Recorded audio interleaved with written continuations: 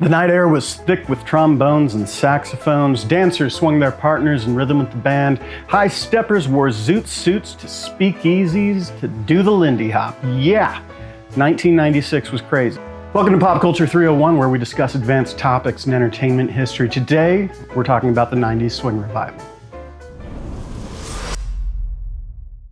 In the 1990s, popular music was dominated by grunge and hip-hop, both of which got darker throughout the decade as major artists struggled with addiction and violence. And so, amidst all of these bummers, that's a vocab word, there's a growing market for entertainment that you could get dressed up for, something you could dance to, something that was so lighthearted it was almost cartoonish. Enter a burgeoning West Coast revival scene, swing. In the early 90s, a handful of clubs in California and Oregon were hosting regular swing nights. They had big bands, held dance classes, and encouraged people to look the part. It was fun, it was silly, and it was growing more popular by the day. So, Hollywood took notice. In 1993, Swing Kids was released, a movie about kids standing up to the Nazis with their swing dancing. In 1994, there was a swing dance scene in the Jim Carrey hit The Mask. See the band? That's Royal Crown Revue, giants of the swing revival. And in 1996, you got Swingers, which featured the whole revival aesthetic and had a scene shot at the Derby with Big Bad Voodoo Daddy playing in the background. All this attention propelled the swing revival to mainstream success. Squirrel Nut Zippers charted a single and their album went platinum. The Brian Setzer Orchestra went double platinum and won a Grammy for their cover of Louis Prima's Jump, Jive, and Wail. And guys, I cannot stress this enough. There was no irony to this at all. Very, very average dudes thought they were in the Rat Pack. There was throwback slang, throwback fashion, and yes, pocket watch chains as far as the eye could see.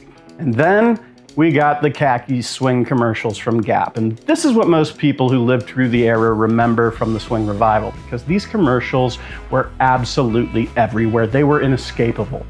Eventually, the market was saturated with so much swing, swing, swing that it killed the whole thing, such as the cyclical nature of trends, the great circle of fad. And so, the swing revival died with a whimper and became a punchline. So what's the 21st century take on all this? Well, first of all, let's just be pedantic for a moment. Most of this music was a lot closer to jump, blues, and rockabilly than swing. Whether you like the music or not, you kind of have to admit that they were pulling from great references. If you're on TikTok, you're probably already familiar with Louis Prima, so maybe look up Cab Calloway and the Nicholas Brothers. These guys are great. But at the end of the day, was it all crap? Well, no. In my opinion, some of it actually transcended.